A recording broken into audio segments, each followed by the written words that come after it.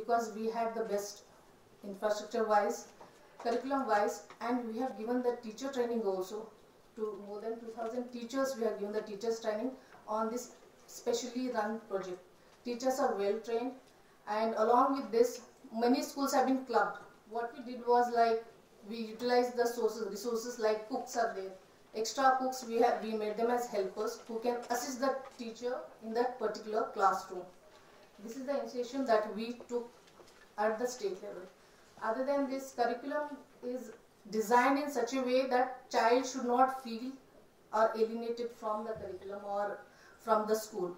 He or she should enjoy coming to the school, and enrollment has increased. We can say where we had 5 to 6 enrollment in first standard, we are getting 60 to 70 enrollments in each schools we are getting, and we have got a huge rush also in these kindergarten schools. This is a very successful story that I would like to share. If we can really practice something, like, even though in this there were financial implications that we faced, but we requested the state to help us in these financial implications. So they did help us with finance. We are able to do this project with the help of the state, and rest was everything was managed by a group who used to teach, sensitize teachers, sensitize communities, sensitize mothers. Everything has been done by the group. This is a success story. If everyone can follow it, it is not that difficult to follow. Everyone, we can replicate it in our respective state. Regarding the curriculum, I would like to tell you is curriculum should be state-related curriculum. It has to relate, the child should get related with the curriculum according to his or own culture. Then only the curriculum will be successful. Because what happens is, curriculum is there that is not relating us with the culture, with our own learning abilities, that will not work out. There were many other curriculums also I studied that was like more tough to practice on. Curriculum, when we create, should be practicable curriculum where we can practice and where we can develop something out of it. Mainly we are believing in giving a quality education and moral development. Thank you. Thank you very much. That, as I said, was a note of optimism on the end of the panel. This just shows what wonder preschools can do, you know, to get so many children to come into the school system. I would just quickly end off, because I'm told that we already overrun the time. We have had a very, very stimulating, very useful session, and some major recommendations have come up. I'll very quickly summarize some that I have noted for the benefit of the organizers particularly. I think we started with more of what should be done at the systemic level, because when we talk about these good practices, essentially very often we have excellent practices on pilot basis, we have excellent practices in terms of smaller programs, but the challenge becomes how do we scale up and sustain quality. So that is a major challenge. That is where some of these systemic recommendations would come in very useful. One of the issues so far has been that the education department, because the program was largely with the Women and Child Development Department, had been sort of keeping itself aloof from this domain, although early childhood education has been very much a part of the national education policy. So now the recommendation that's coming in is that education department needs to take more responsibility for if you're going to co-locate the Anganwadis with the primary schools, then the education department needs to take much more significant ownership, responsibility, accountability, have budgetary provisions within their plans to be able to really take responsibility for this component of education. At the same time, retaining it in this model will allow for other aspects of development to be also continued and addressed. Otherwise, if it just comes into the school system without the other holistic inputs, that may also be not very advisable for children. So that is one. And so education needs to be more actively involved. Child care is also very important. So this was highlighted today's context particularly, and in this context I would really like to pick up this recommendation of utilizing the infrastructure and resources that are there in these half-day programs, like even the school is in a way a half-day program, to be able to really provide for what we call after preschool or after school care and education, in the sense that children are left on their own without any kind of facilities or opportunities. There's a whole movement of after school programs internationally, and I think that we need to really exploit that, not only to ensure that they are in a protected, safe environment, but also, like Mrs. Das said, are given opportunities for pursuing their hobbies, interests, help with homework, preparation, etc. A lot of tuition shops are coming up, largely because there is no availability of these resources. Mrs. Meeta Gupta focused on what would be the quality inputs that would be needed, starting from the fact that every state already has a curriculum, and we see some of it, but there is a need to review the curriculum in the context of the national curriculum framework to be able to really see whether whatever are the emerging priorities and whatever is the core of the curriculum is retained. Of course, as Mrs.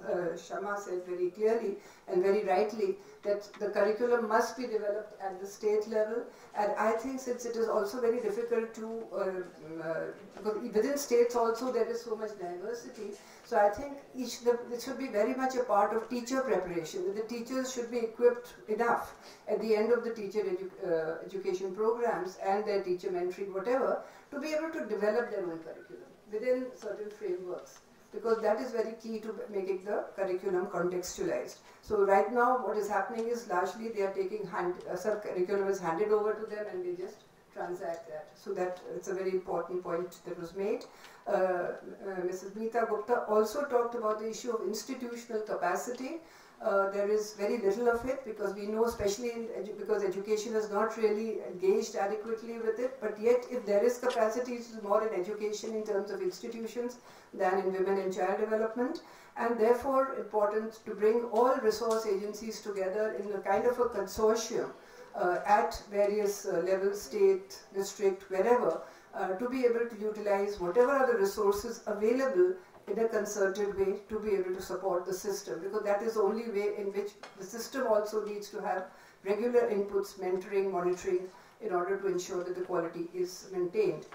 Teacher education is a major aspect. There is, as I said earlier also, there is a teacher education program by the NCTE, but there are very few institutions that are really running it. Those that are running it are not necessarily running it the way it should be run. There is, and recurrently what is coming through is this whole aspect of regulation, whether we talk about regulation of preschools, private schools, or regulation of the teacher education programs, because NCT is there, but there is need to have much more better measures of maybe self-regulation and institutional regulation to be able to ensure quality. So provisions are there, but they're not getting utilized. One of the major reasons why they're not getting utilized is because the states don't have any cadre of preschool teachers. So there is no demand for them. Other than the fact that there is no regulation, there is also that the states, so the states, if they are getting into this whole business, as I would say, of preschool education, they need to create a cadre of preschool teachers. So that, and those then would also lead to more institutions, teacher education institutions coming in to prepare teachers in a more professional manner.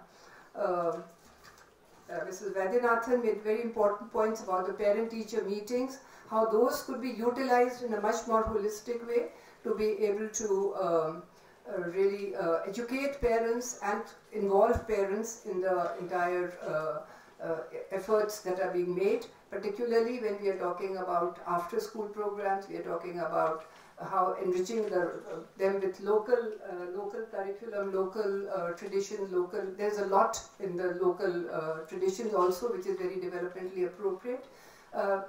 Somebody mentioned about no formal teaching of the 3 R's, that is reading, writing and arithmetic, in terms of the curriculum. Mr. Shahjahan mentioned it, I think, which is a very important recommendation that is there in the Kerala guidelines. I forgot to mention in the morning that from our research what we found was that the formal teaching of the 3 R's, which was happening across the board, was counterproductive for school readiness. It was having a reverse reaction to reverse impact on school readiness. So what we are actually aiming to do through preschool education, it will become counterproductive if we spend children's time doing that. So somewhere I think that's a very important recommendation which all states should take up. There were Sikkim, we had another model. So when we are talking about scaling up of preschools, preschool education in the states, so it's not only the states are doing relocating or co-locating Anganwadis in private schools, primary schools, but they are also opening their own, like even in Jammu or in Sikkim, where they are, and I think in Kerala they already exist, some of them. So there are various models. So there is if the states can afford to, they are opening their own in the education departments, or if the facilities are there and the Anganwadis are there, then that also. So I think it's all options are there, and whatever the option, whatever the possibilities, I think what is most important is that irrespective of where the child is, the child must get what is very necessary and core for the child's education and development. So that has to be addressed. A last point I would just like to pick up to end this is that many years back we did some research, and as a result of that we came up with a plan which was later operationalized in Madhya Pradesh, and which I think is very much consistent with what Mrs. Das was saying, that we should think about not education of children, planning for education of children, planning for nutrition of children, planning for health of children. We should start thinking about planning for children. And as she rightly said, every plan must have something for them, which is very relevant and very necessary if children are going to be our priority as we profess that they are. So I think that is a very, very important recommendation. That whether it is women in child development or HRD or sanitation or rural development, each one of them has a stake and each one of them has the potential to really support the child's development wherever the child is. So with those words, thank you very much for being, and I'm very, very sorry because of the shortage of time we could not have a two-way interaction. That's my problem.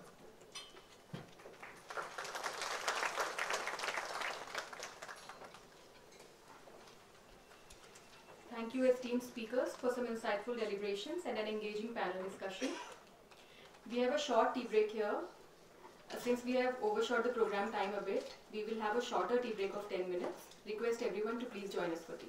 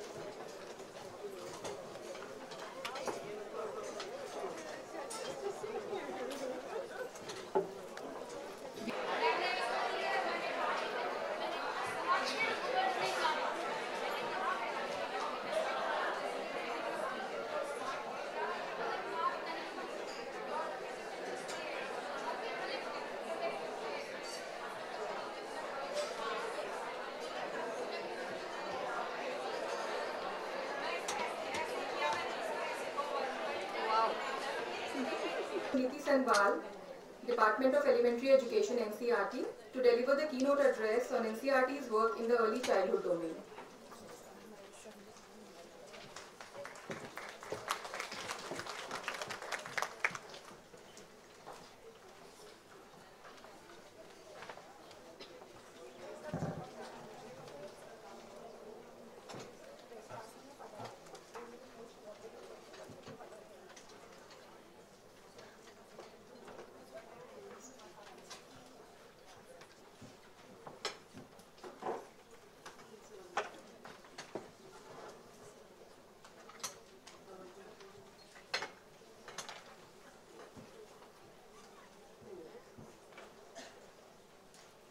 Good afternoon, everyone. First of all, I thank FICCI and MHRD to give me this opportunity to share the work that has been done in NCERT. You may be aware that we have floated two documents recently. One is of the preschool curriculum and the other is the preschool guidelines. So before I start my presentation, I want to tell you that we had the PCC policy, we had the curriculum framework, we had position paper NCF 2005, and we had the quality standards to guide us. Then we had a team of all ECCE professionals, so we formed an advisory body under the leadership of, under the guidance of Professor Vanita Kaul, who are guiding us. So it's a joint effort. A lot of experts have put in their expertise into developing these two documents. So I'll be just sharing, and I want to share, you can take down my email address, and we are inviting comments on the curriculum. It is there in the NCERT's website, but in case you have any issues, you can write a mail to me. We'll share both the documents. So the last date for your comments is 15th of May. So if you can write a mail to me, I'll be sharing both the documents, and we look forward to your comments on both these documents. So I'll start with the presentation. So as I said, we have two documents that we have floated. One is the preschool curriculum, and that is for 2 years of preschool education, which is the age is from 3 to 6 years. So now this is under circulation, and the guidelines we have already circulated, but still we can take your comments up to 15th of May if you have any to offer.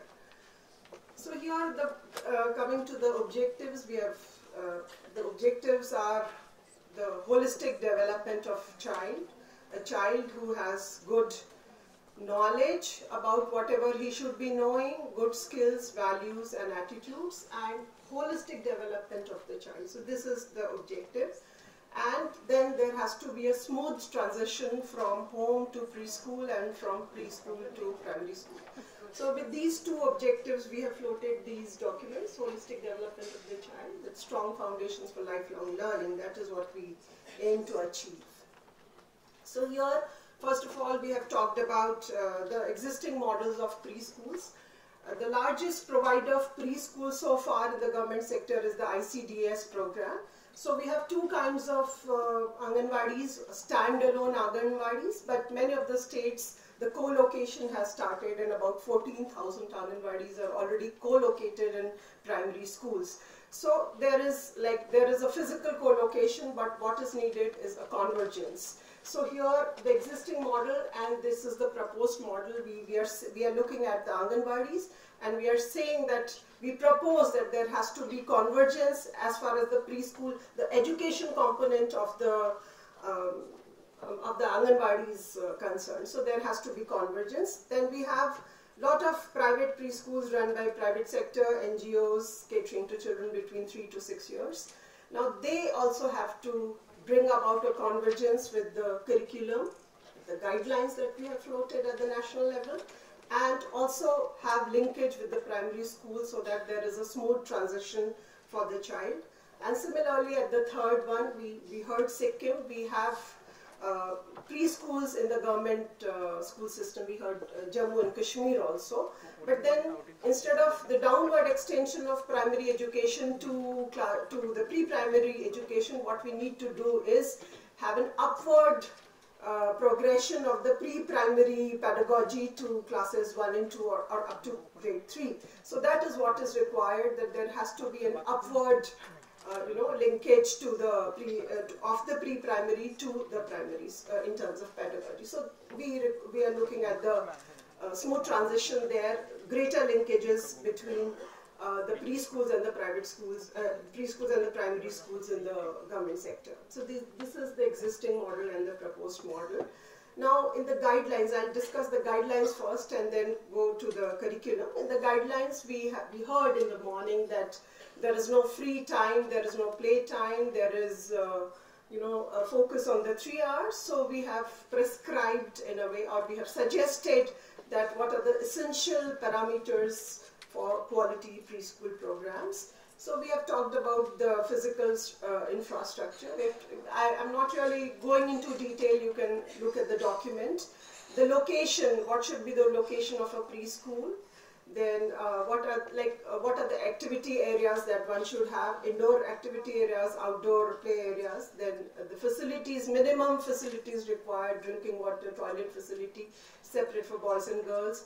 Rest facilities, then facilities for children with special needs, some facilities for the teachers. So all the details for all these facilities have been given. Then this is what the second component we heard in the morning session is the teacher, which is the key factor in the success of the program. So we have said that what should be the core staff and what should be the support staff. So the core staff, the administrator, and we are trying to bring about a convergence. So we are saying if it is an Anganwadi, then it is the principal of the primary school who should be the administrator of the preschool program. Then the teacher-child ratio for 3 to 4 years it is 1:20. For 4 to 5 it is 20 to 25, and with the helper. And then there has to be a security guard. This is the core staff. And the teacher qualification should be at least 12th standard pass with 2 years of NCTE diploma. And the minimum qualification for the helper is 10th grade pass and at least 18 years of age, and some kind of a training in ECE program as per the state norms for the skill. And we are also prescribing the salary structure. So we are proposing that for the pre-primary teacher, whatever is the scale for the primary teacher, the same scale should be given to the pre-primary teacher. And whatever is the norm for the semi-skilled person in that particular state should be given to the helper. And for the security guard, police verification should be done. Though we have not, but we've had comments coming to us, so people wanted us to write that it has to be a female guard and all that. So it is for the states to take that policy. We have not really said that. So, but police verification is required. And then there are some desirable staff that we are saying that whenever, like in private schools, you have lot of sections, say 5-6 sections. So you should have a supervisor if you have more than 4 sections. And in the government system, the senior most teacher should be designated as in charge of the primary school. And then assistant teacher, wherever, if there are more than 25 children in a classroom, then there has to be an assistant teacher. And then this kind of support staff wherever is required, cook, accounts person, peon, gardener, and all that is required. Then we have given in detail the roles and responsibilities of preschool staff. We have divided into administrative duty, roles and responsibilities related to administration, curriculum, program, then classroom duties. So all that has been listed for all these core staff. And the professional development, we have talked about the professional development of the teacher and capacity building of the functionaries who are involved in the program. So we have talked about the admission procedure, so it has to be 3+, so no child below the 3 years should be in the preschool. That is what we are recommending. Then we are saying that it has to be transparent, no examination. Then curriculum design and pedagogy, I'll be talking more in detail. And then we have talked about the safety, health, hygiene and nutrition standards which should be adhered to, and the kinds of records and registers we need to maintain in a preschool. So all those details, and the school calendar. So all these have been given. And then we have talked about the convergence, the coordination, the institutional support, the role of NCRT, SCRTs, diets, MWCD, MWTCs, MLTCs and all that, and the monitoring and supervision. So all these have been, the minimum specifications have been outlined in the guideline. Now coming to the curriculum, we have had some guiding principles to develop the curriculum. So I'm not going into detail. So we have, instead of talking about the domains, we have had 3 major goals for preschool curriculum. One is that children maintain good health and well-being. So we are talking of physical well-being as well as socio-emotional well-being, socio-emotional health of the child.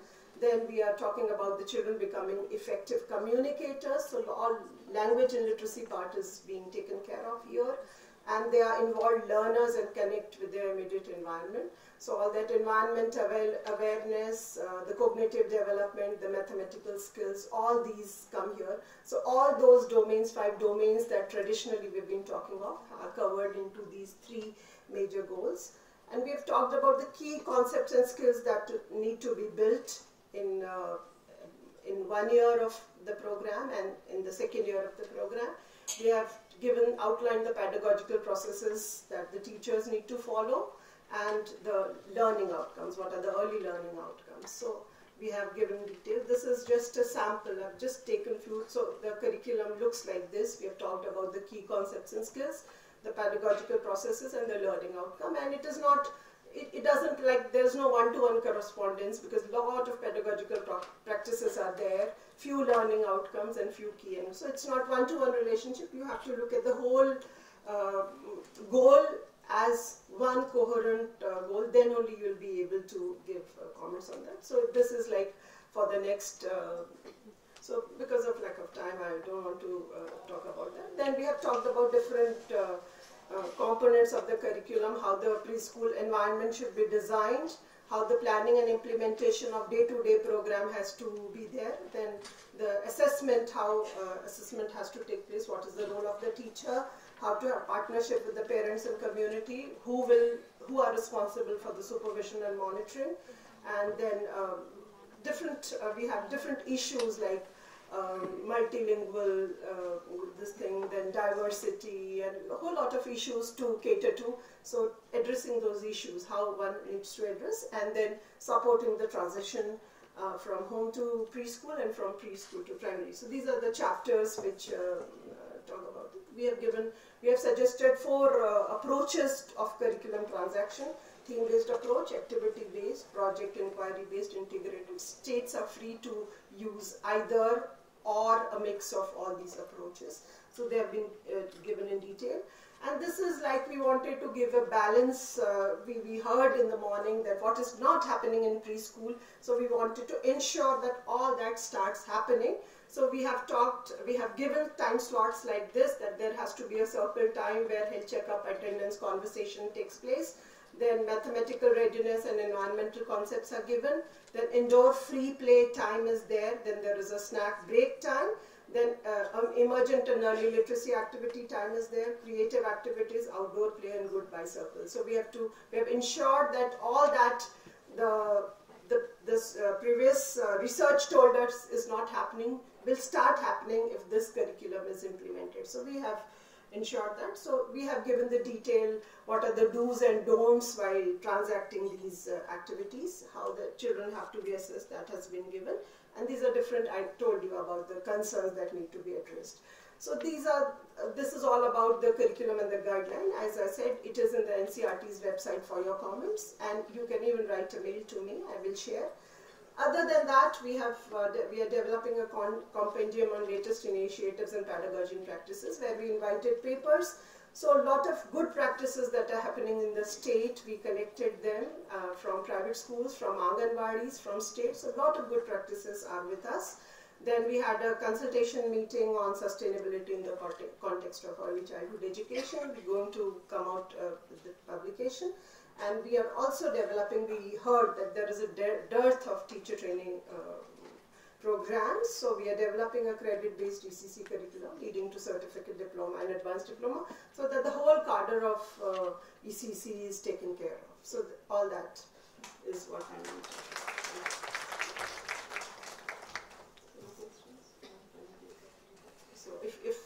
So if any questions are there, she said I can take them. Yeah, from the NCERT's website, yes. Okay. Yeah. I'll take the questions first, and then maybe I can, yeah. My question is that you're suggesting 3+. If the schools are taking children at 4+, so is the preschool program for 1 year? No, we are saying not below 3 years. That is what we are saying. Not below 3 years. So it becomes 1 year then. If the schools are taking children at 4+, then the preschool program essentially becomes for 1 year. See, ideally, no. Actually, see, see, the program, I'm not saying from 4 to 6, but ideally we should be saying that. We are not saying 4 to 6 purposely, because we are saying 2 years of preschool education, because you heard in the morning that about 21 schools are admitting children before 6 years of age in class 1. So if we say 4 year plus, then we're going to have problems there. So just to give that fluidity for adjustment of the state into that. So 3+ should be the ideal. So 3+ to 4.5+, 4.5+ to 5.5+. So we have left it little fluid, and we are saying for 3 to 6. Dr. Sanwal, that means preschools other than the big schools cannot exist. You know, I am talking about if the schools are taking children at 4, why would they come to any other school? I mean, we run a nursery school in RAK Child Study Center and Lady Urban College.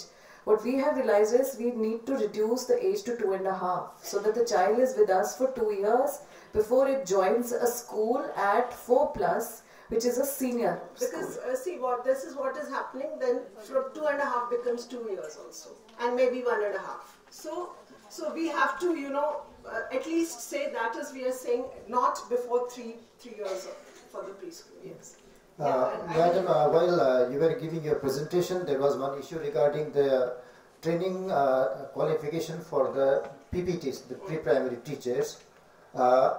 As per the NCT, there are 2 conditions. One is Early Childhood Care and Education 2-year course, and the other one is 6-month course is also there, as per the NCT norms. 6 months if the teacher is DLEd. No, If the teacher has a DLEd qualification, well, then she can take a 6 months ECC. Exactly, that is what I am trying to tell. Now, my issue here is that in my state, there are very less takers for DLEd. And after DLEd, those who do not get into DLEd, they might opt for ECC. The first thing is that in Sikkim, we do not have any ECC center, which is a 2-year rigorous course. We wanted to have one, but there are very less takers, because of which we do not have takers for even the DLEds. Now, in the year 2016, what we did is we incorporated this ECC component in the DLEd as one of the subjects. Now, those who have one of the subjects as ECC as one of the subjects in the DLEd, could they be appointed as the PPTs? I don't think that one subject is enough to, you know, sensitize a teacher for whole of preschool years. So there has to be some, like, I'll share with you, after Sikkim we visited Nagaland. So Nagaland SCRTs, through their diets, they are giving 6 months program in a blended mode to the teachers who have done DLEd. So those who already have a DLEd qualification are doing just a 6-month ECC component of it and getting. Yeah, that is the best option for us. But there is one more thing, and there are some private institutions which are operating and doing this 6-month course, like Rajiv Gandhi Preschool, something like that. They had requested for registration with us. I said we have no authority. I think these from the national level, these are there, but the states are They are free to make changes. Yeah. They can have their own set of qualifications. If you, whatever, as per your state norms, you are free to modify what we are suggesting from the center. So states can always make that kind of. So state has that much of liberty. Yes. Fine, thank you. Ma'am, in your presentation, while you were talking about the kind of guidelines being developed and structured, I'd just like to bring, I'm sure you would be aware of it, but something from the perspective of Anganwadi workers. So monitoring is there very, in your list of things to be developed. Today, Anganwadi workers actually have to fill up 11 registers for different, and several of them have an overlap of information also. And not just Anganwadis, several public education or public programs also have this problem.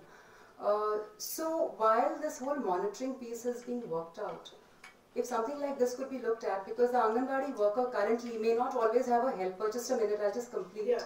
And she may not always be there in a Anganwadi. She's doing a whole range of administrative activities around as well. So in order for her to equip her to manage the children's learning, development, nutrition, other activities she's working on, if some mainstreaming of this information that is going out from these 11 various or several registers, if NCRT can also look at those mechanisms.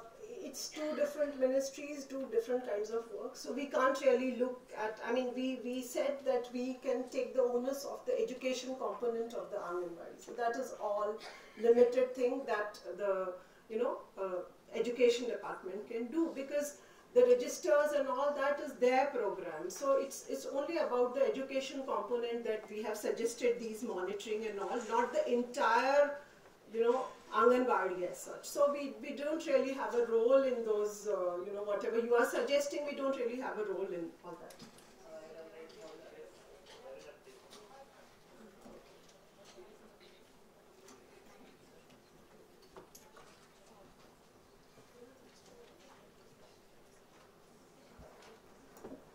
some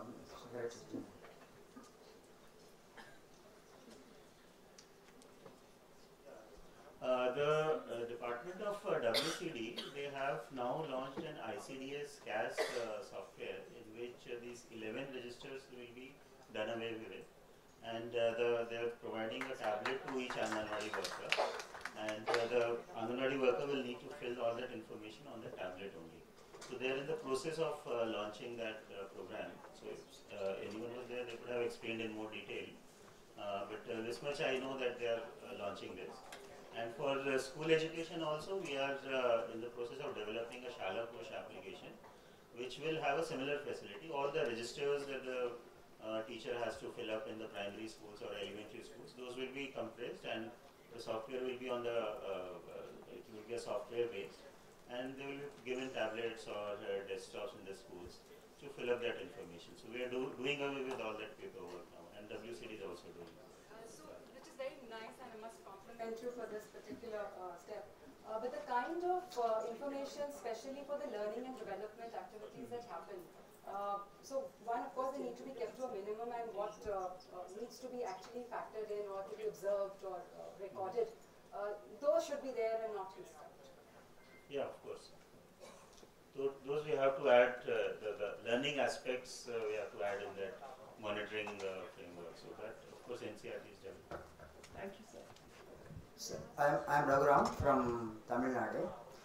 First of all, I thanks to the wonderful presentation of the preschool curriculum. So beautiful it comes, because I go through A to Z about the curriculum, and especially it's a wonderful things Madam has written, that the group of the team has written that, because I go through, it's a wonderful things I want highlighted here.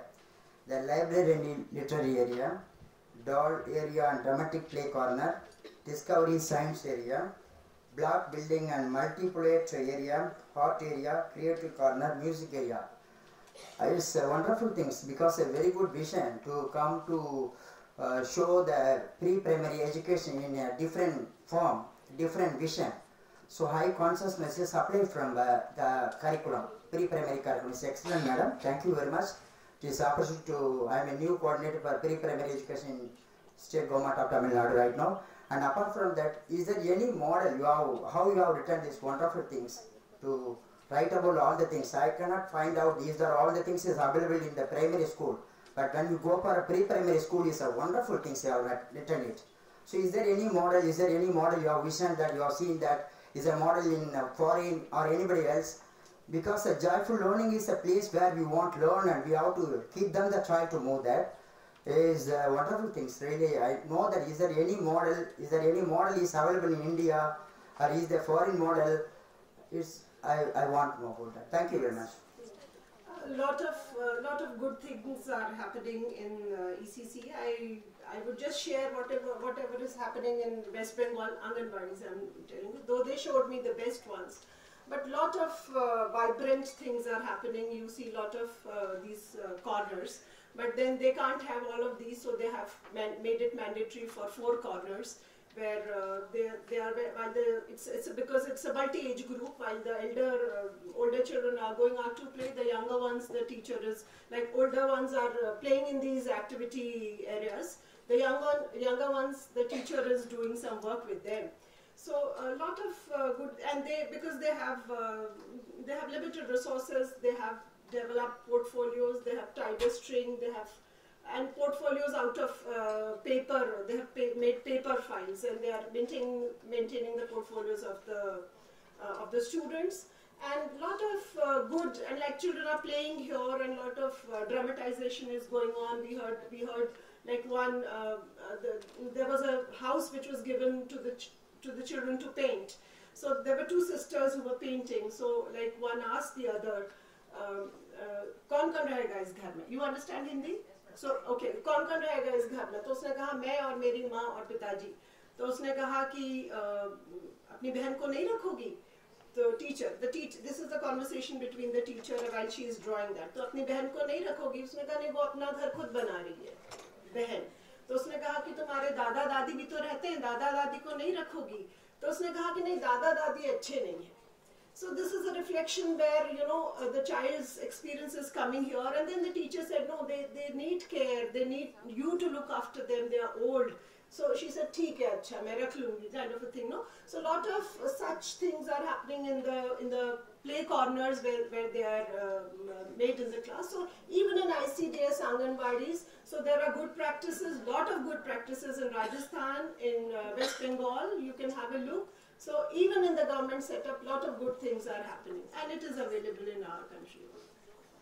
Thank you very much. That Madam, was I'd like the to ask last one question. small question. I'll be available during lunch maybe, because otherwise the whole program will go haywire. You can have a discussion with me. I would like to speak to you about food safety and nutrition in education. So in the lunch break they told me. Yes, thank you.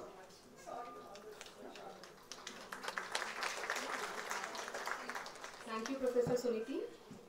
Ladies and gentlemen, we would like to welcome Honorable Joint Secretary, Department of School Education and Literacy, MHRD, Government of India, Shri Manish Garg, who have joined us. Thank you for joining, sir. We will now begin with our next panel discussion, Early Childhood Care and Education, Approaches and Facilitator Training.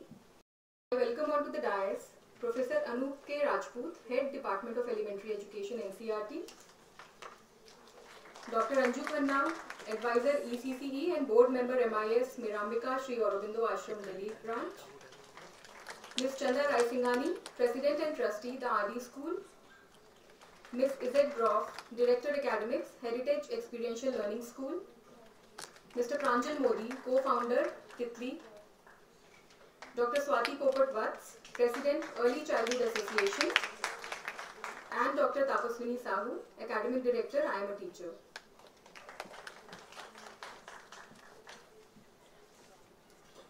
Request Professor Rajput to deliver opening remarks as session chair. Very good afternoon to all of you friends, and thanks to MHRD and to FICCI to provide me this opportunity of talking to you.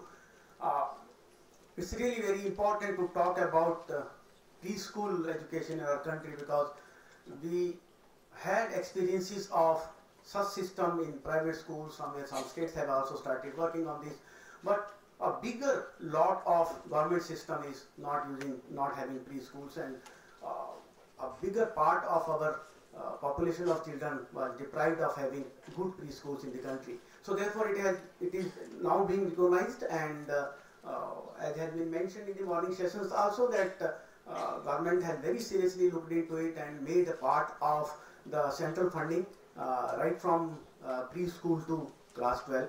So it's very important, because now states will be having funding, and so they require some good models and some guidelines how to work on. So for that we have started working. But the models which we are having in our country, those certainly we have to look into and to find out what is going on in these, because politically some schools are doing marvelous job. I know many of them, and in some of these schools something different is going on.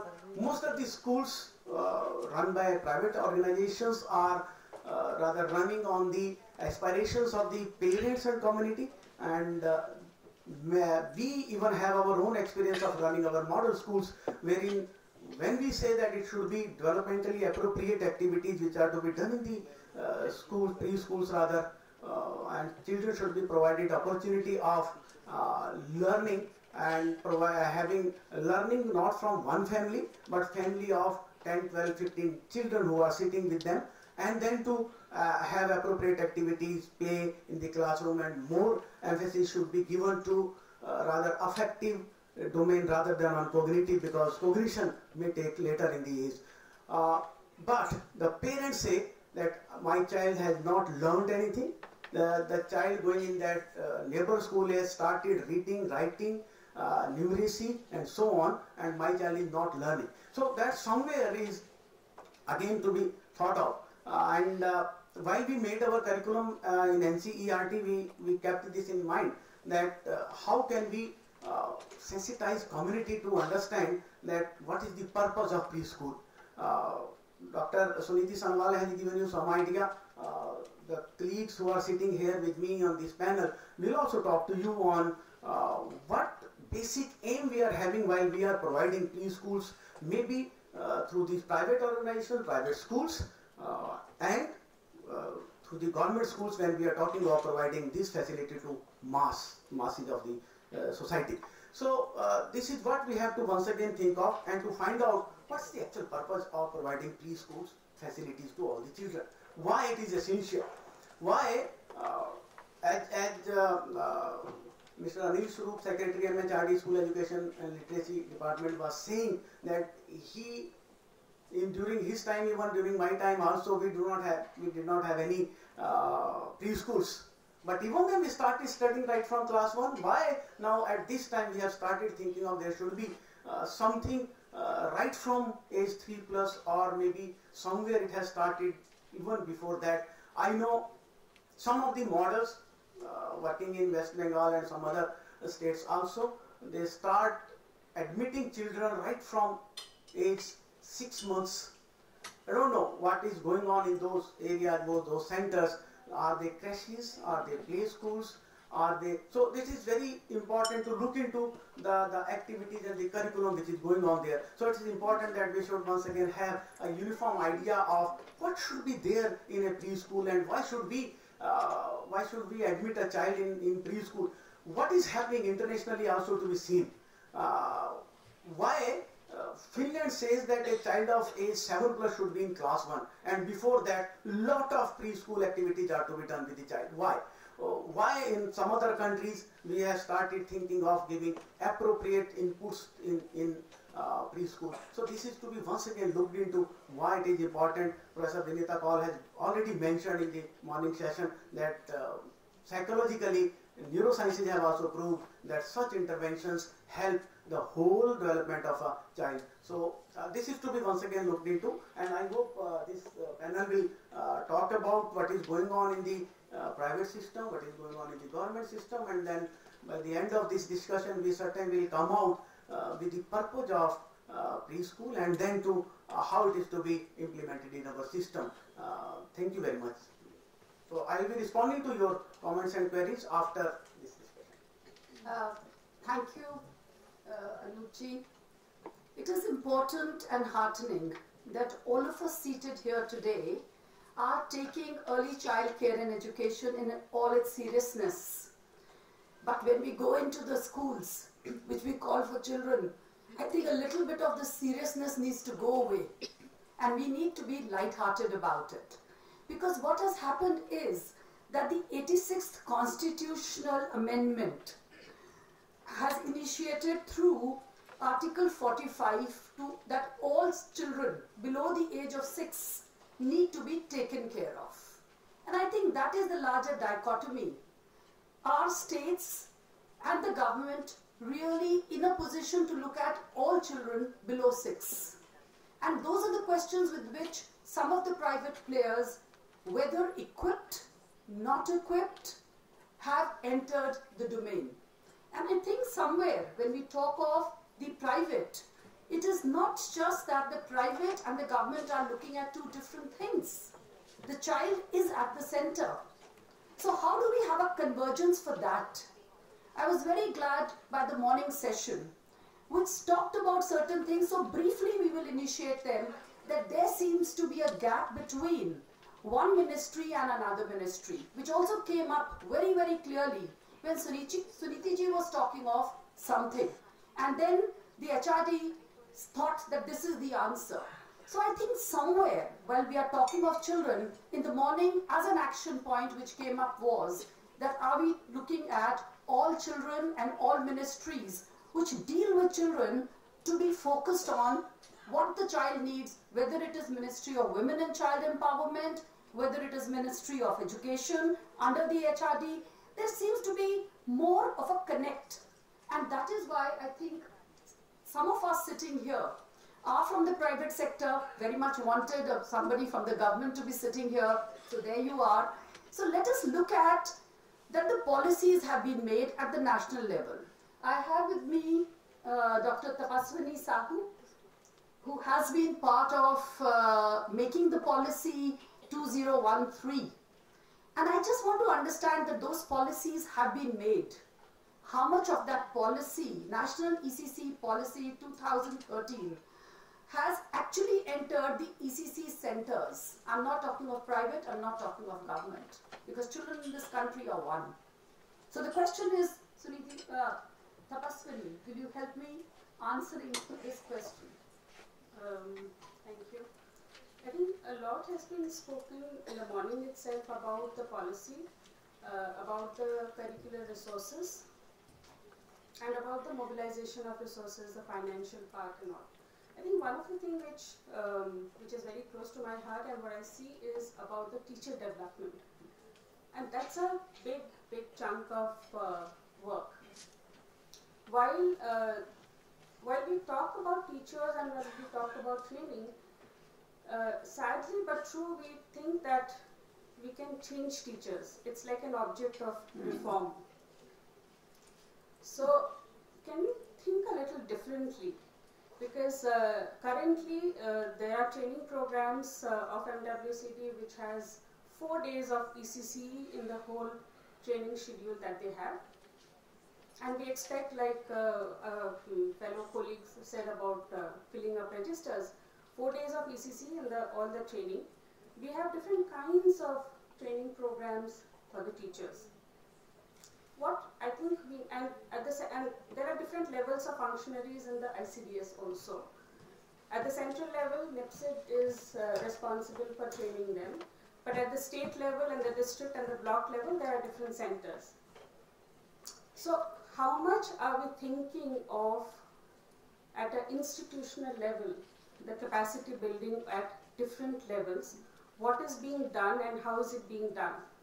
Just a shift from the training mode, can we look at a more, like we talk about a holistic development of children, can we even think of a lifespan developmental approach for teachers?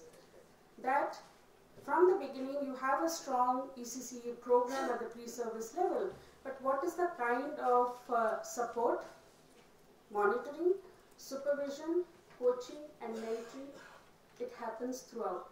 I think the training part is happening probably, but this coaching, mentoring, supporting and enabling, whether it is Anganwadi workers, whether it is helpers or the supervisors or the CDPOs, I think that's something one needs to really look at.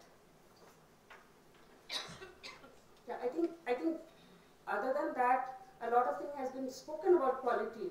So in that, I think teachers, the institutions and capacity building of the institutions. So where are the teachers and the teacher educators that we are talking about to enable this process? I think that's something we could really focus on to look at from that perspective. So when we look at a curriculum which is there, and then there is a teacher who moves in to teach that curriculum. So there is a gap between the way the curriculum has been made, and in the morning it came up very beautifully with the Jammu, this thing, that it has to be experiential of the place. If a child has not seen a pomegranate, but we are teaching the child about the pomegranate, has the child really experienced it?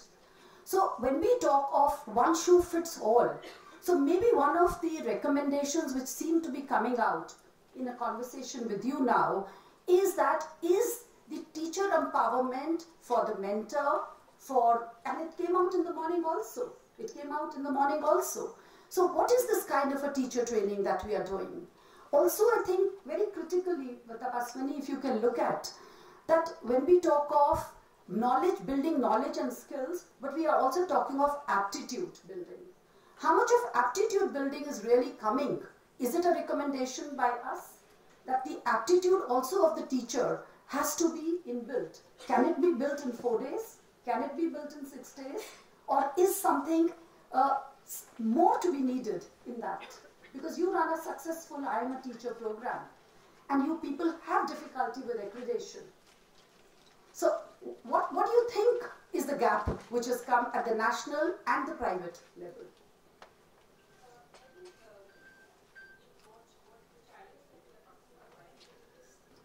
We've taken it as an opportunity to work and to demonstrate a practice-based model where we don't say that teachers have to learn something and then later on do something parallel. So they come to us 2 days, they have a coursework, and 3 days they are in the classroom they're attached to a mentor teacher. And when you're talking about disposition, actually being in the classroom, being with the children is where you develop it. You don't develop it from coursework. Yes. Just from the coursework. So that practice-based model, which also means that you are also enabling the mentor teachers who are the teacher educators along with it. So this model would help, because you have a lot of teachers already who are in the system. You can't pull them out. So if you're looking at, if there are several models which actually focuses not only on the knowledge and skill development, but being with the children and working with the children is the most critical thing, and that's where the rubber hits the road in the classroom. And that's where they learn not only about themselves, which is a development of their own self and the disposition, but how does the children learn and how do I go about with the child over a period of time. And the challenge which you are talking about, I think one of the biggest challenge, and I'm sure all of you will agree with me, is attracting young people to join the profession because they don't see it as a profession. So what is it that we need to do to enable people to think that this is also a career? There is a career pathway, and there is no stagnancy that if I'm a teacher, I finish it off as a teacher. So what are the career pathways is something which is very critical, which is related to this. So there's a lot of learning from processes which also are based not just on the theory, but not calling it a training center, but actually something which is a process experiential space. Thank you, Tapaswini. And with that, I think I've been shown the white card saying, hurry up. So next I think we have Chanda Rai Singhania with us. And Mrs. Singhania has been in the space of early child care education for many, many years. She has one of the most successful preschools in the country. So I would also ask her here to talk of the challenges, particularly at the level of curriculum, through your Montessori approach in the ECC years and your teacher training. Thank you, Anju. I'm really absolutely excited that we are sitting here today and FICCI has organized this about talking about preschool. It's been something which has been behind the curtain, not recognized, and now suddenly we are really, in fact, very grateful to the government for having brought in focus again about preschool. And again, with a lot of trepidation, I would say I'm going to share what I will share, because it is going to be pretty scandalous what I'm going to share. However, I'll take the cue from Professor Mr. Swaroop in the morning, who said, tell your success stories, maybe somebody can share with it, and I'm surely willing to share it with anyone. So to begin with this about age coming from 6 years to 3 years to 2 years, should we do it or should we not do it? So we have been practicing a method which is not really alien. In fact, when I went out for tea, I met a lot of teachers here who are trained in that method and are practicing that method. So the method actually starts education, preschool education at age 0. I know there are limitations, challenges, so many of us are not doing it, but this actually, especially in your rural areas, this could be a part which could be taken up. So when the mother has conceived and towards her later months, she attends these sessions in school once or twice a week.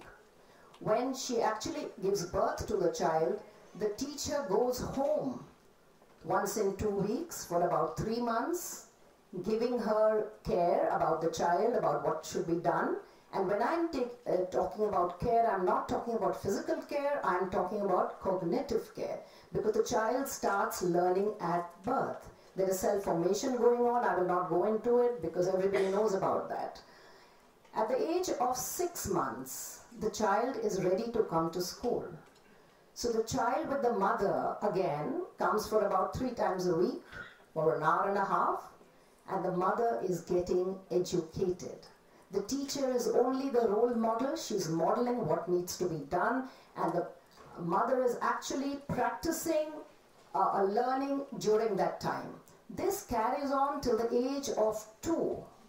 The mother and the child program carries on till the age of 2, and the children are eating there and the mothers are learning there. I have seen this myself, not only in the schools which I have been working with, but even in Mumbai. I had gone for observation, and there was this 8-month child, and he was walking around, and he would wet his pants. It is not advised they wear pampers, so there would be a wet pool on the ground, and not a single child said anything, or the teacher said anything. He went about his work, and the maid came and mopped it up. So work continued as before. So now I am a complete, I would say, field worker, in the sense I am a hands-on early education person since the last 40 years. Yes, we have managed, the schools have gone up to grade 12, so I am involved in the management of the schools, but I am a teacher, I am a preschool teacher, and I am a preschool teacher trainer, which I have been for 35 years. And I have stuck to it because there is a certain motivation, inspiration and passion which preschool teachers have, and hopefully this will spread, which I doubt can, which is difficult to find in senior schools. And the reason for that is you see quick transformation. You see quick results at the age of 2 and 3, where you are struggling for 1 year for a child to learn in grade 7. At this age, the child learns it in 1 month. So you're getting gratification almost every day, and that's the reason that you stay in this line of preschool education.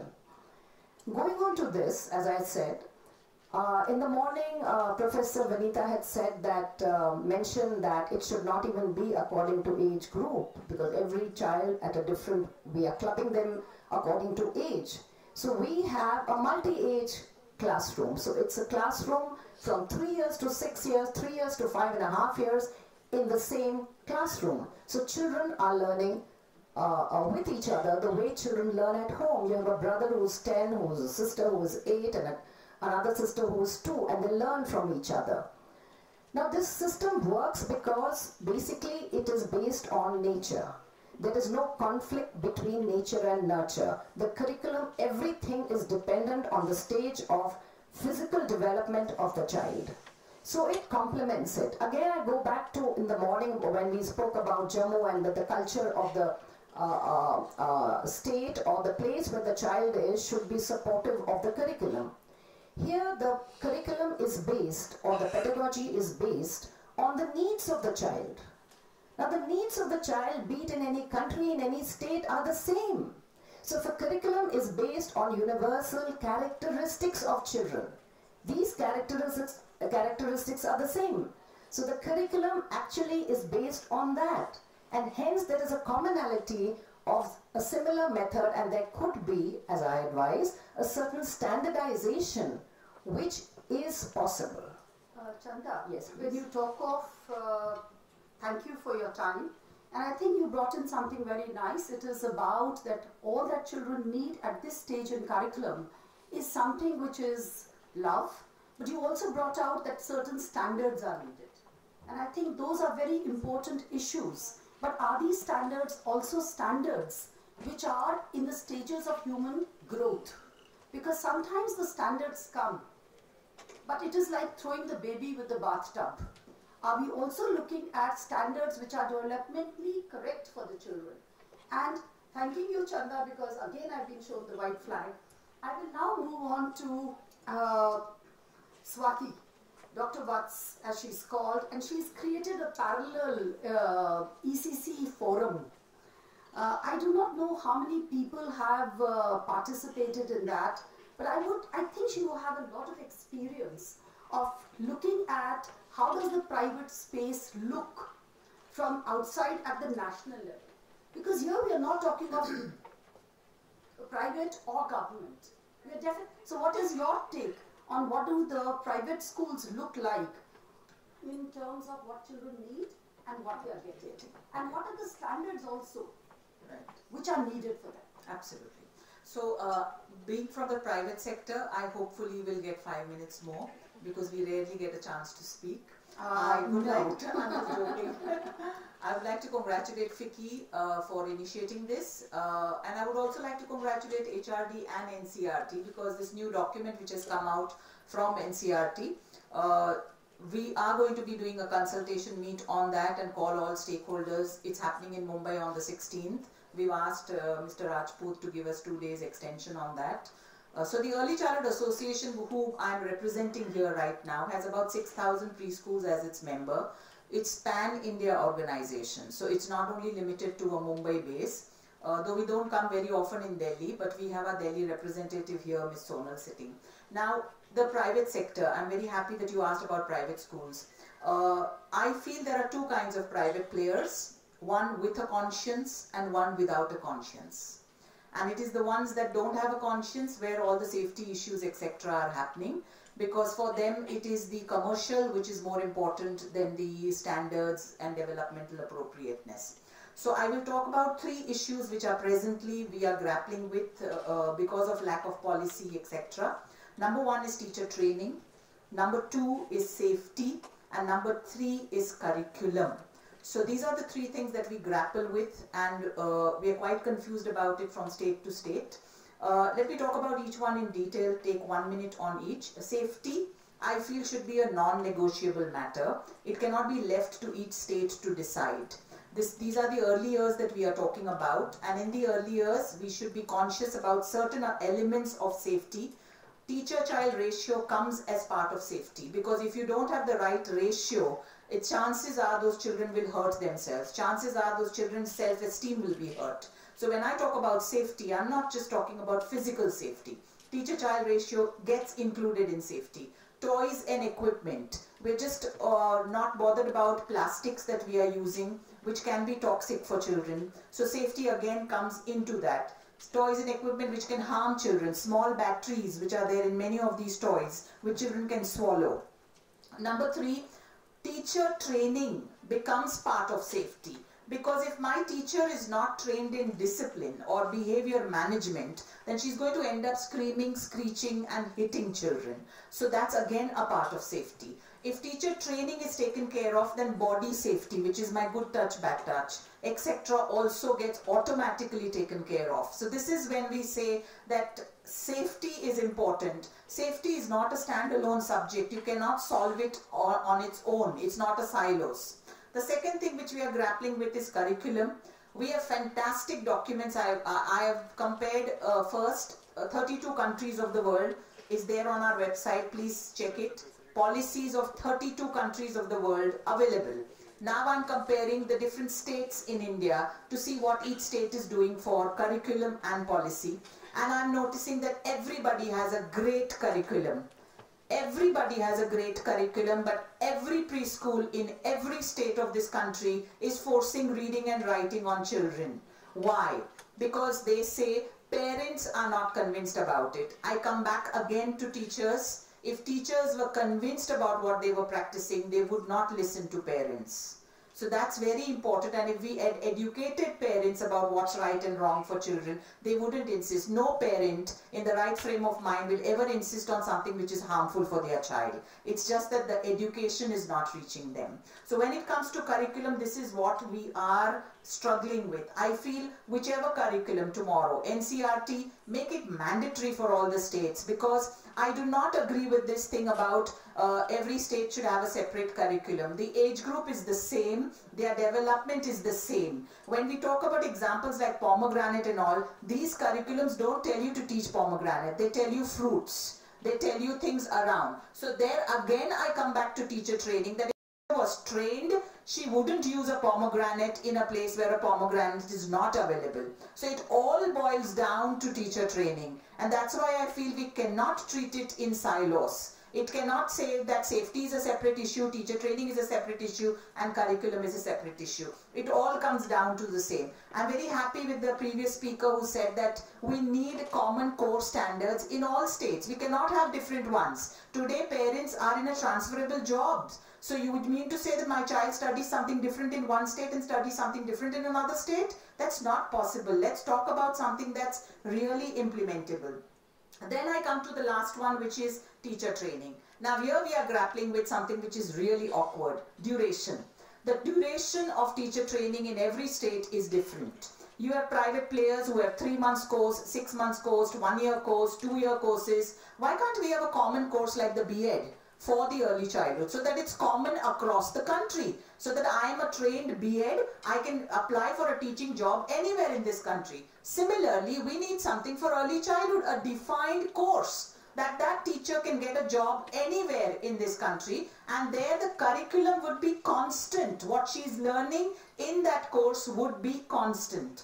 The second problem which we have with teacher training is it does not include behavior management and it does not include neuroscience. That is why people are still asking why preschool. People would not ask why preschool if in B.Ed and in the teacher training program in early years we included the research in neuroscience which clearly proves why early stimulation is important and why early intervention is important and how it can save us on a lot of our resources later on. So that is one thing about teacher education. The second thing about teacher education is differentiated learning. We are not teaching them that. So which means children who lag behind, whether developmentally or for other reasons, constantly keep lagging behind. And that's why whenever the ASSA report came out, I always said, we don't have a strong preschool program, that's why these problems. We will never score in the PISA because of this problem. So we have to, in our teacher training, we have to include this, that differentiated learning needs to be taught to the teachers. And my last point is, most important point, standard 1 age needs to be common pan-India. Only then will the age in which the children are taken in the nursery be a constant. Right now, 2-year-olds are being taken in a state in nursery, somewhere 3-year-olds, somewhere 4-year-olds, because your standard 1 age is not fixed. Fix that age. Because if you fix that age at 6 years, then you will be able to give your children 3 years of preschool, which is going to bring you a nation whose foundation is very, very strong. And the second thing I must insist, I know these boards don't control the curriculum of these schools right up to 7th standard, but I feel the standard 1 curriculum needs to be fixed by the government, whichever board you are in, whether an international board, a CBSE board or a state board or an ICSE board, because it's the standard 1 which is putting the pressure down on the preschool, and that's where everything is going haywire in the different states in this country. And my last point, I think we should stop calling it a preschool and a pre-primary. Let's call it early childhood development, because that's where all the problem lies.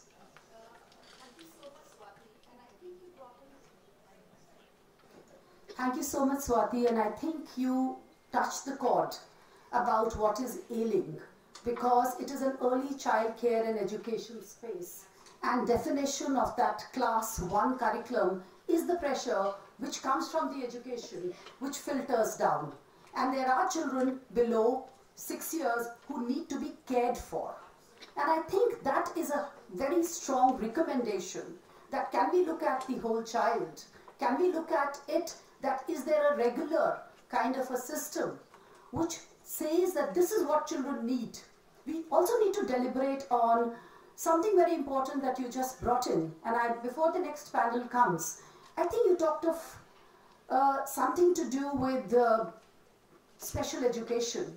Till we don't include that as part of the curriculum for teacher training, we can never do justice to what we are talking, because we are all talking, we are not going to be able to take that path.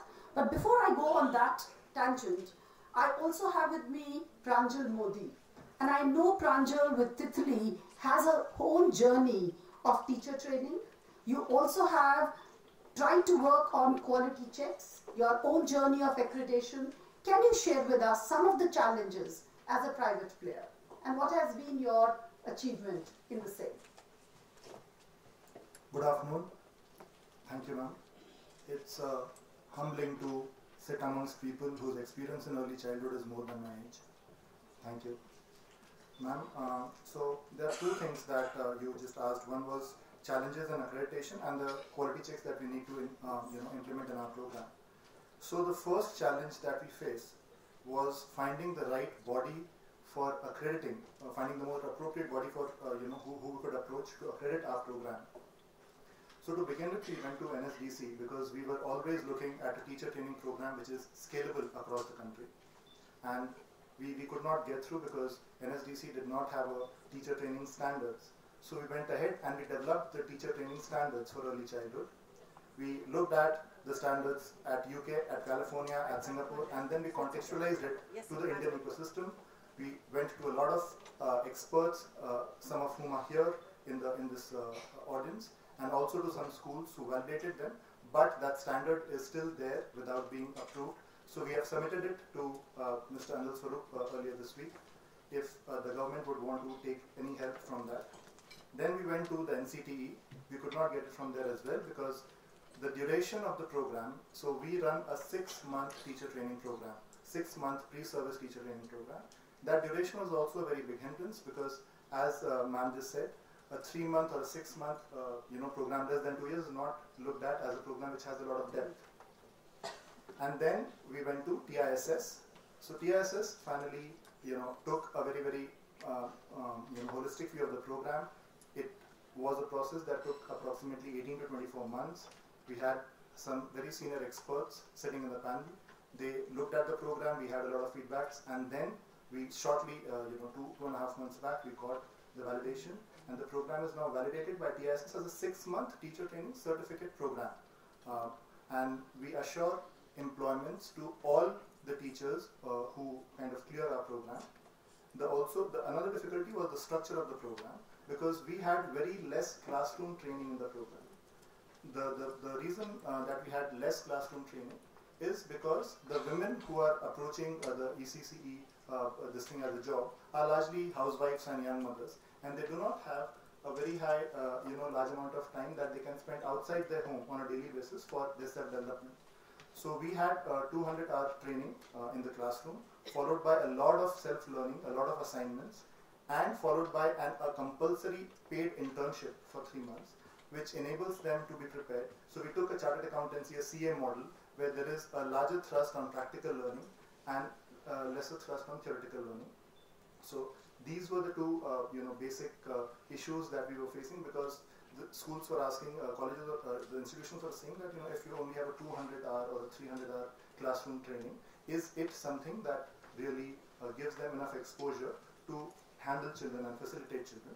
We have successfully been able to demonstrate that, because the curriculum that we have designed has been very innovative, contextual, simple and design friendly. We have taken a skill development approach instead of an academic approach, and we train teachers within the preschool. So it's and we partner with them, and they have been successfully employed, and they are able to kind of take back the entire money that they spent in the program within 2 to 3 months of their employment. Pranjal, tell me something. You seem to have done so much, but do you think that being on the marginalized as a private person, you also need certain standards which are there at the national level? Definitely, ma'am. Because what are those that you feel about? So, ma'am, the standards that we at the national level, because as of now, when these teachers are placed, there are so one is because we have very few people who are kind of ready to take the program. We are not able to mobilize the kind of people. So the moment there are standards, and then there is a program which is accredited to the standard, like you have a lot of people who want to do BEd, there will be people who will want to do an early childhood program, and it will give them also some stability with respect to the kind of employment they will be able to get for themselves in the future.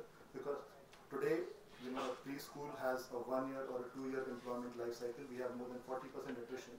So people who come, they just come from a very temporary mindset, because they don't know, as one of the panelists has said, they don't know if it has a longevity. So if there are standards for teachers, then they will be kind of professionally called teachers, and then they will be able to demand a better salary and also have a longevity in their professional journey. So across the board, at the national level, some kind of a policy which talks of giving some importance to this group of people, the teachers, the play school people, who actually are laying the foundation for the future. Because I think the time has also come when we think of what kind of a world are we thinking about?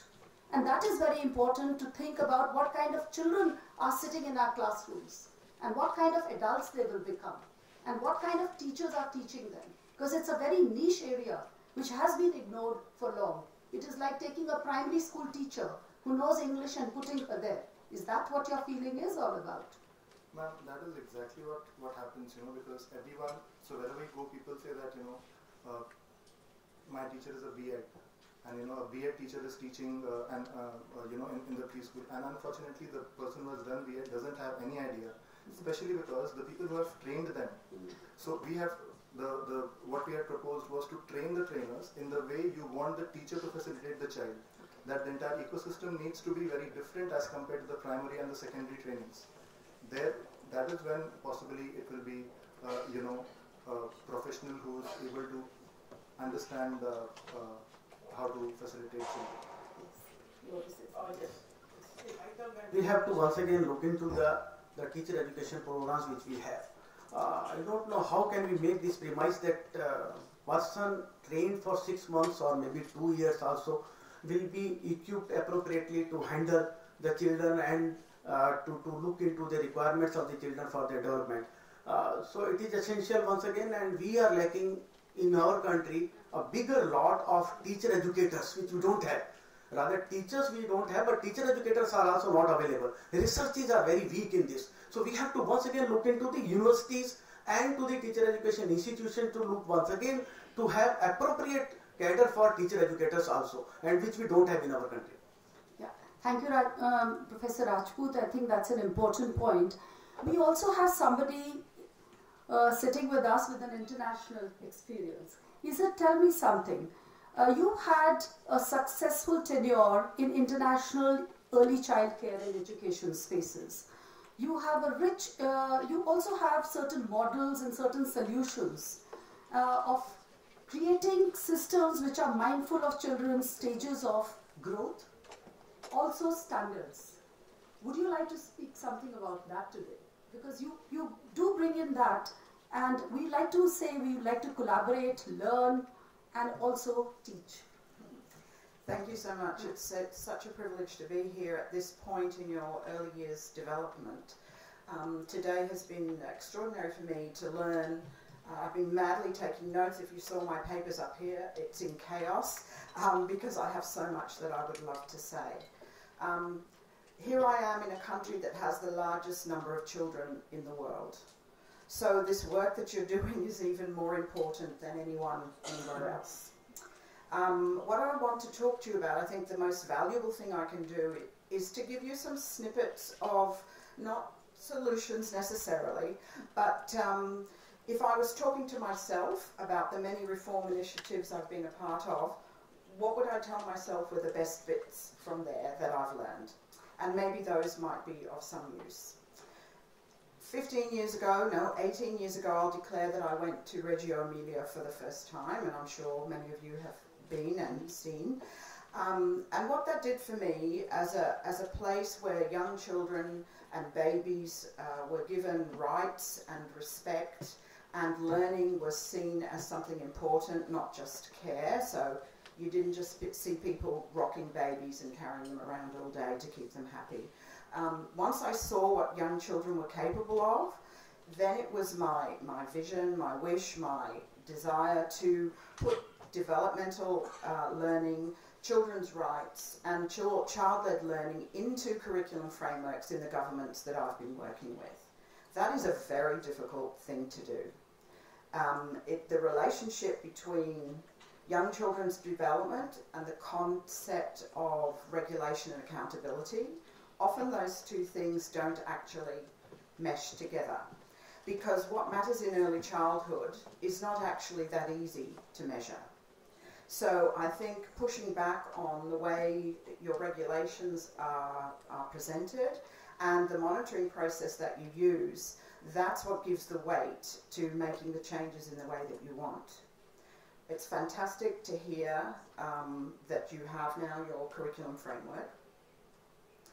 The idea of a single ministry, when we've worked where we have multiple ministries involved, we kept running into barriers. So that really did make a difference once that happened. So I'm giving you kind of the end of the story, not all the battles along the way. Resource provision and safe resources also incredibly important, and a mandatory curriculum nationwide that has within it a flexibility for local context and local content. And of course that can be done because experiencing something culturally can still be described in a macro level around child development and layers of standards that can be implemented across.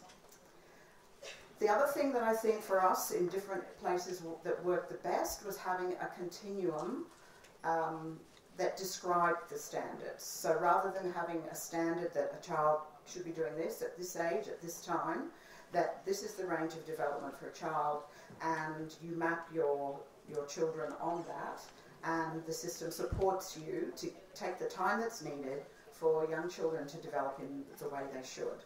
That means that you also have to have a continuum for the other things that are valued besides things like communication, speaking and listening. You also have to have curriculum continuums for things like initiative and the children taking the lead. Because if you want that as the kind of learning that goes on, you have to have that as part of your curriculum framework as well.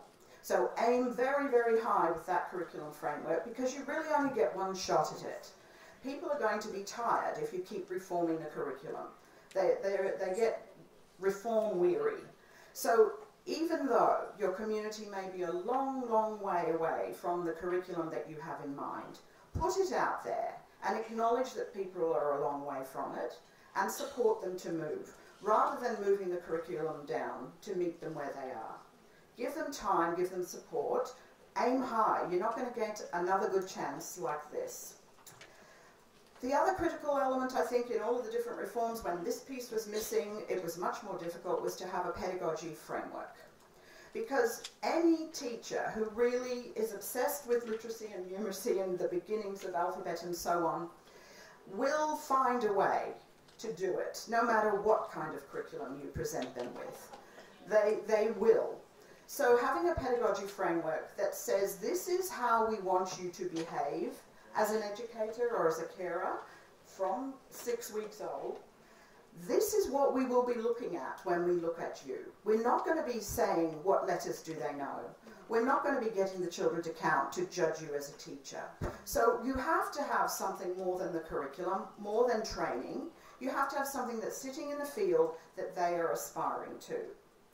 The idea of push-up, I loved when that was said this morning. The early years where this has worked and where we have been successful pushes up into primary, which then pushes up into secondary, and we're off. Because the words, even the language you use is critical. The concept of school readiness, get rid of those words. Get rid of school readiness, because school readiness sits in someone's mind as looking like school, and the way school looks isn't even what we want. So, as you said, give it a different name. Take readiness for school out of it, because parents, of course, will think, they'll have a vision of what school readiness is when you look at it that way. Oh, the white card I'm worried about. Yes. I've got a couple of other things. You must have alignment between curriculum, pedagogy, the assessment you choose, the organisation of the school, the professional development for those who are already in the field, and there are thousands and thousands of them, and the regulatory authorities. Because if even one of those is out of alignment and asking and pushing for a different message, the status quo is so powerful, it will fail. Please let me do this a little bit more. Accountability and inspections framework. I think I'll skip to that. I would suggest something. You have a lot. One of the things which is coming up very strongly, because I've been told that the paucity of time, and I don't want to take away what you have to watch. I think one of the strongest recommendations which is coming out from this group is that post this, create, because you have time limitations here, create a forum, a think tank, where this can be carried forward. Because experiences like yours and of the others, and I'm sure a lot in this thing, also need to be heard. But create a core group which looks at all children below the age of 6 as one. that is coming up very, very strongly. Because otherwise it is only my time or your time. So you have brought in some things very, if I look at all the panelists, when I looked at what Tapaswani said, I think why ECC policies which are made do not really get into the system is because there are gaps between the people who make and the people who train. Those gaps need to be bridged. Whether it is learning from the private sector, whether it is learning from the government sector, but those gaps need to be bridged because so many curriculums are coming up, so many training programs are coming up. But are they one for the entire nation? Or are they at least keeping in mind the skill and the self of the teacher? So it has to be given an identity. And that also I think is what Swati said very, very nicely, that all children below the 6 need to be given a category. They are not just children who are either in a pre-class or a parent and toddler program. They are children. And if they are children, what is our one policy for these children? What is it that we feel tomorrow's world will see these children as grown-ups? So it is very important for us to deliberate even post this, to talk about what are we doing to the children in the country through the kind of education we feel they need, or do they really need this kind of an education? Also, something which you brought in, is it, which I cut you and I'm really sorry about it, is that you cannot do it only with curriculum and training. You need to also understand the pedagogy behind it. Because, yes, yes, yeah. Because no, she's sitting on it and she should.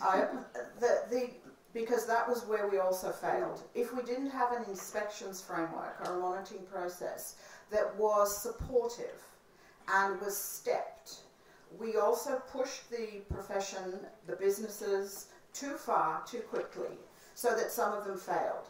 So that we wouldn't expect the standards too quickly. So begin safety, health, and we actually shut down places where they just didn't do anything about that. It was too dangerous. Fundamentally cut them off. But then from then on, those who are inspecting have to be very highly trained. And they have to be seen as not someone who comes in and points the finger, but rather a little bit like the coaching and mentoring model. If you could see inspectors coming to you as partners, then the whole, the honesty about making change really happens. And it was very difficult to do this. Governments can't afford it, and this is where the public-private partnership came in. We had clusters of early learning centres where we had experts coming out of one centre to help them in another, and that was ratified by the government and supported by them. So please make sure that that bit is highly supportive and not draconian. Yeah.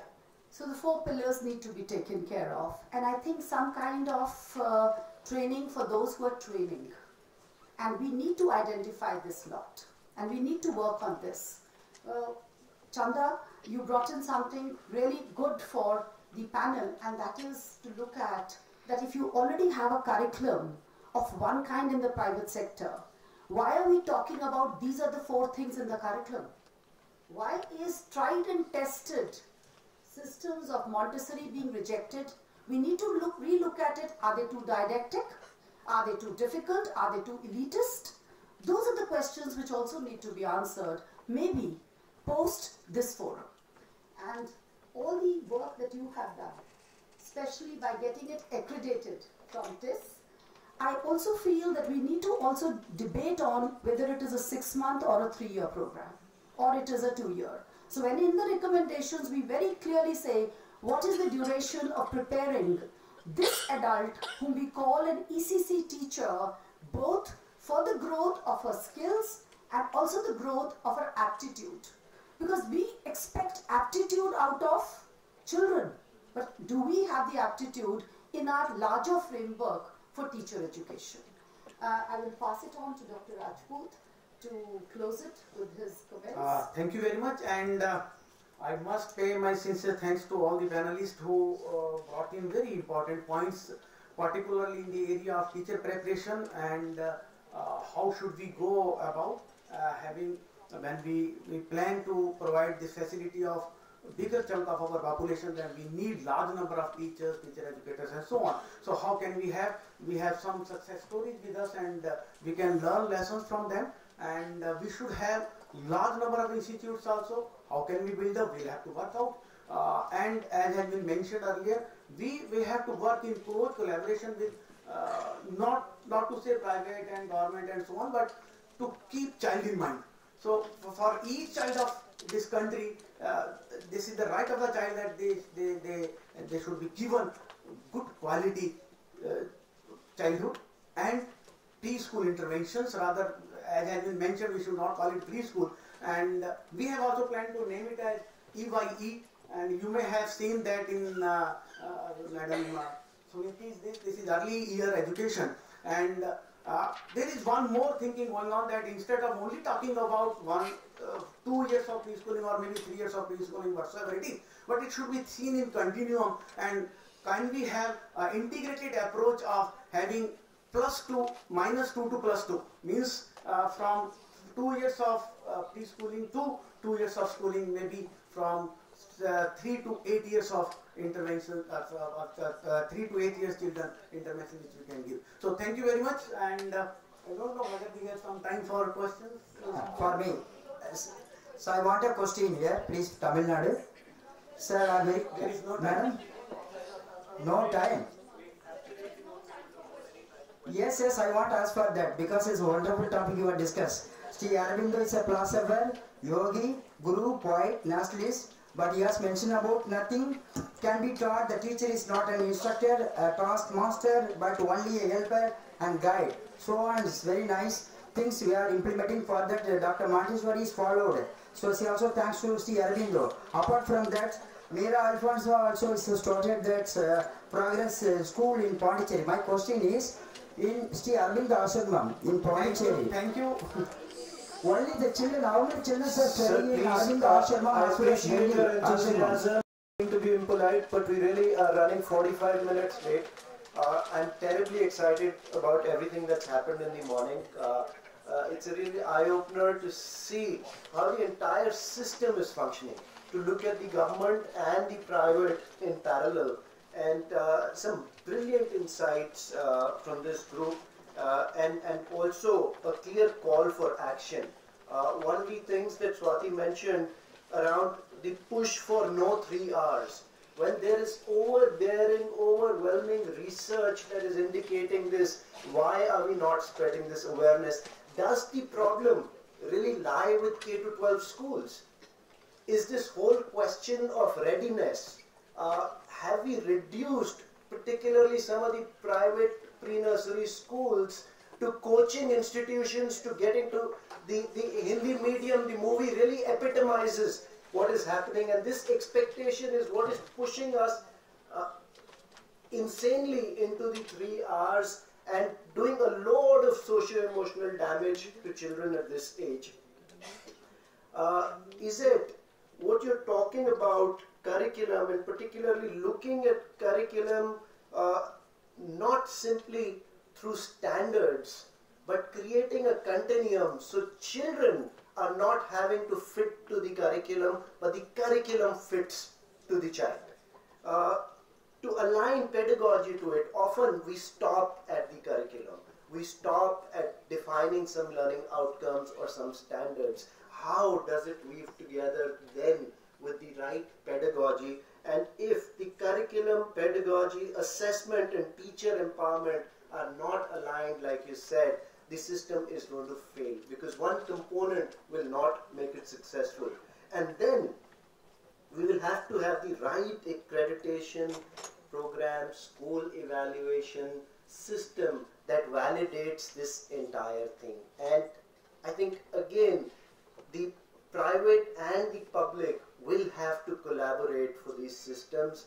Otherwise, we'll have just huge inconsistencies in our schools, and our children will keep suffering. I am extremely excited about each one of these suggestions and everything that has come from the panel on teacher empowerment. What we're going to do now is break for lunch. Since we're about 45 minutes late, we only had about 30 minutes to lunch. I don't imagine that we'd be able to do it in less than 30 minutes. But I request you to please stick to that 30-minute deadline. Post-lunch, we're going to divide ourselves into two groups. One would be largely focused on regulation and guidelines for private schools. Yeah. If we're seeking autonomy, we need to hold ourselves accountable. It cannot be a free run. A lot of kids are being put at risk. We need to ensure that there is quality education everywhere. Okay.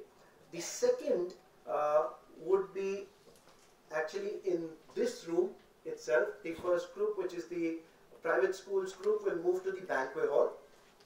The second group will work on what kind of support mechanisms and guidelines can be created for the several, like Dr. Suniti Sanwal shared, the several places where these children are being educated, and what are the concrete steps that can be taken for this convergence of these several ministry, curricula, guidelines and everything that we have. So we'll try and arrive at some very, very concrete steps, and then we'll take a 20-minute tea break and make perhaps 10-minute presentations on whatever it is that those steps are. And I would seek your support in also volunteering yourself, whoever can, towards forming this core committee that can sustain this work over a period of time and bring all of these stakeholders together. Thank you so much. Take a break, have a good lunch, and please be back in time. Thank you.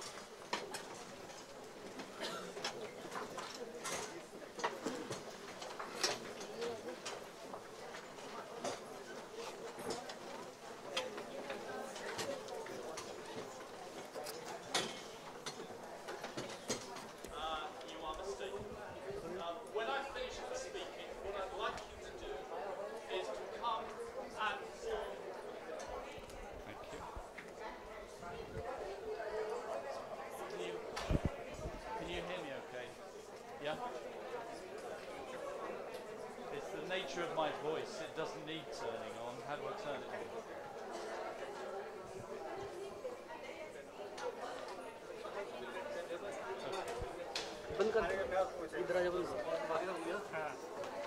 on?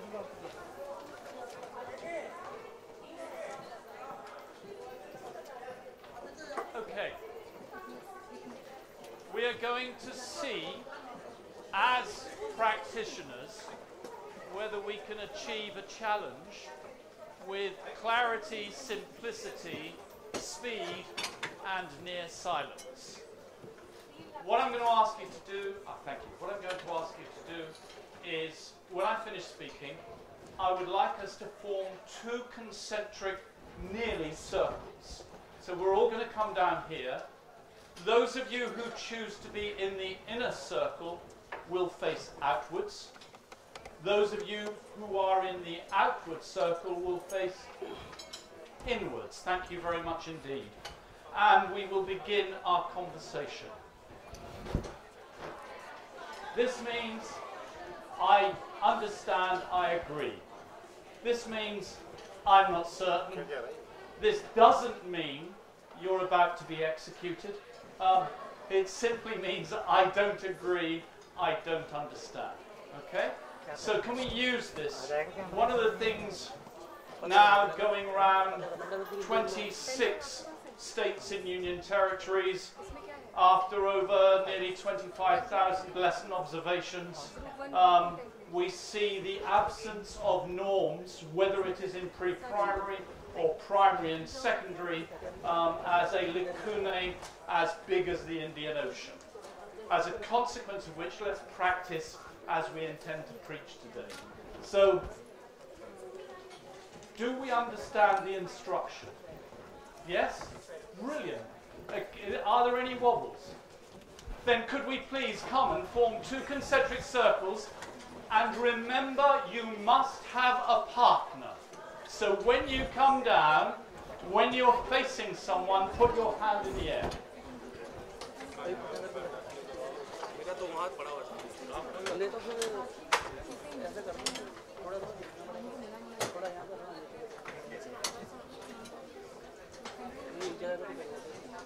So if you're the inner, can you face outwards, please? Brilliant. And let's make an outer circle around.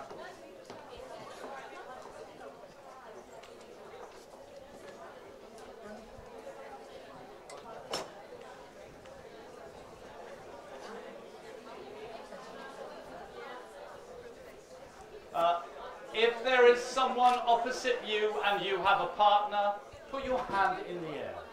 So if you have a partner, hand in the air. Can I get to the center? Thank you very much. So, don't have a partner, here's a partner. Brilliant, thank you. And let's spread further out so we've got more room. Sir, you come and stand here.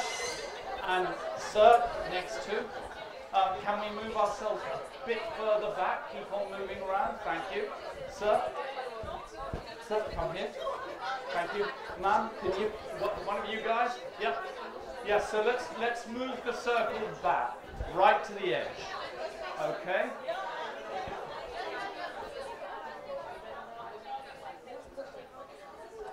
We're pretty jammed here.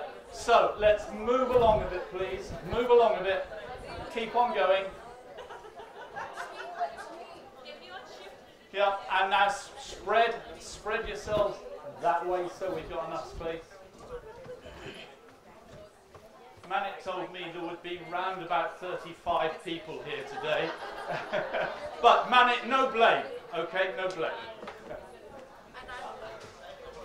Has everyone got a partner now? Yes? It looks like there's a... That's it, Mum, come this side. Join in here. You come here, Mum, and then with it. For those of you who are about to join, don't.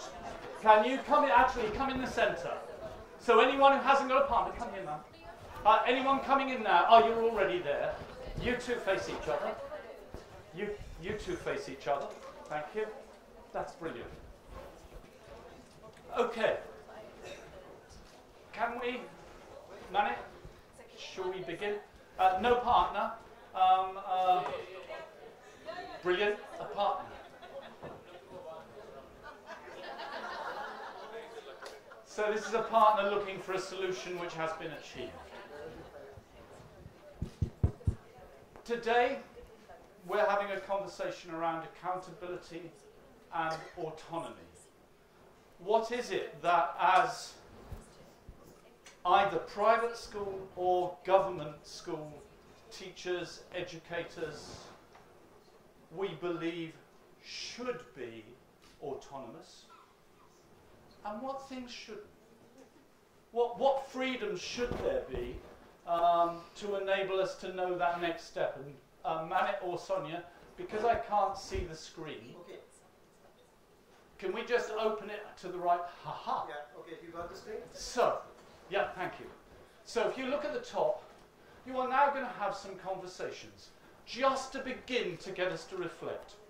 Your first conversation with your partner will be what aspects of preschooling, whether we call it early years, play school, primary, whatever the designation, what aspects do you think are important to reflect on? Before you begin, one of the things, thank you very much, to regulate. One of the things we don't often do in school is ask our children of whatever age to think. So what I'm going to do is simply ask you to reflect on this question. When I click my fingers, then could you have a conversation? Are we clear? Can I see the thumbs, please? Can I see the thumbs? Brilliant. Okay. Reflect.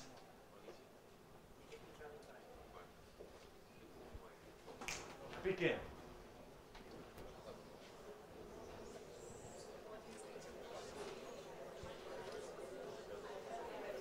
Sonia, can you get up on my laptop, open up and get ready to start typing in where it says accountability?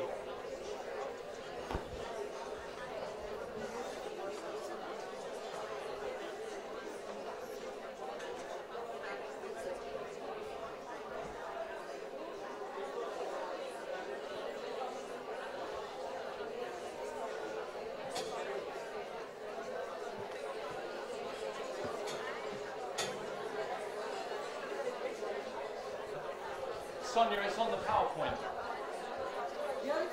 Yes, you just go to the first blank one. It's got autonomy. Keep going down. Yeah, use that.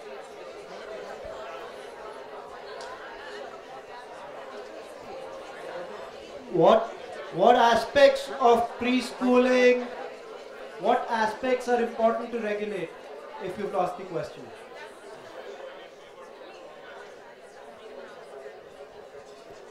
And pause. These are my ears. This is my mouth. So when we raise our hand, our ears remain open, our mouths begin to